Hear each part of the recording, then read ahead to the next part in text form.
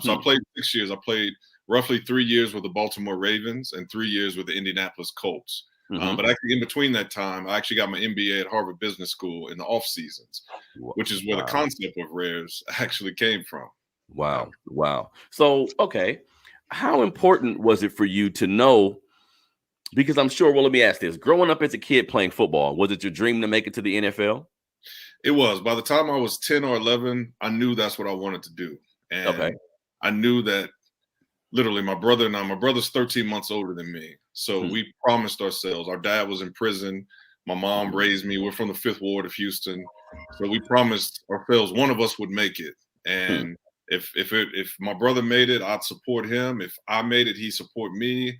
We both made it, we support each other. But by the time I was about 10 or 11, I knew I was going to play in the NFL.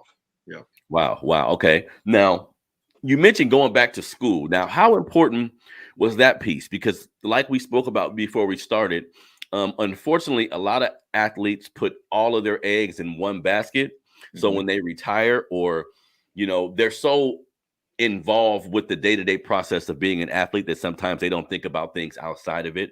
What gave you the idea, or what made you say, you know what, I love this game and this is what I want to do for my life, but I understand the shelf life of an NBA or an NFL player, so I'm going to put some things in place to make sure I have a career after this?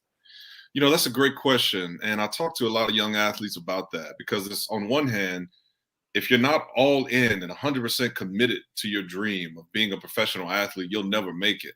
And a lot of times that involves not having a plan B, not mentally thinking there's another option. You got to be all in or you're not going to make it. But on the same token, you got to be realistic about life and Father Time. Father Time is undefeated and our bodies are deteriorating assets. So I knew at a certain point my body wouldn't be able to keep up with the way I played the game. I was a safety and I loved to hit. I loved the contact. I loved it. And I knew if I continued to play that way, at some point my body would deteriorate, because my body was deteriorating anyway. I mean, we're human. So I knew I needed to start educating my mind more, because my mind would last me to the end of time until I leave this earth. But literally the exact moment I said, you know what, I'm gonna go back to school, because I already had a finance degree from University of Notre Dame. But I told myself I'm going to go back to school and improve my personal brand. Actually, the day I got cut by the Baltimore Ravens, I remember sitting at home thinking, I knew I was a disposable asset as an athlete. All athletes are, they pick you and then they cut you and they choose another place. That's part of the game. That's the business side of it. But when you first experience that business side of it, of being a disposable asset, that literally changes your mindset.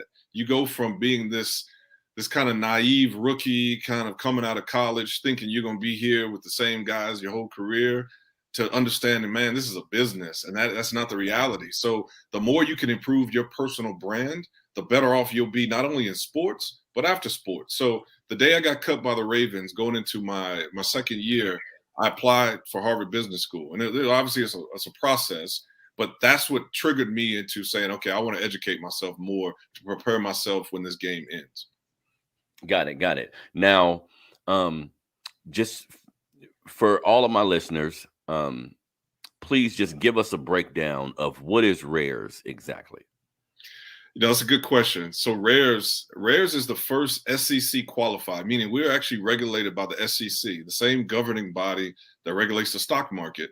It's the first SEC qualified marketplace that allows you to actually make real investments in collectible sneakers.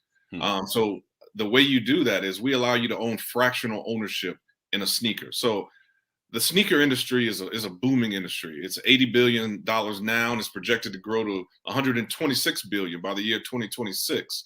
But the cool part about it is sneakers are the kind of the rock star alternative asset class, meaning they've appreciated faster than gold. They've appreciated faster than the S&P 500, but no one's ever turned them into a security that you can actually make investments into. So here's what I mean by that. What we do is we take a sneaker, and we usually deal with sneakers that are $5,000, $10,000 or higher. Literally shoes that most people couldn't afford if they were just to go out and find that sneaker, if they were able to find it. All of our sneakers, as I mentioned, are collectible sneakers, meaning they're the rarest of the rare, the stuff that Nike may have only made one of or two of. which creates scarcity, which drives the value in it. Hmm. But we take that sneaker, we split it into thousands of virtual shares with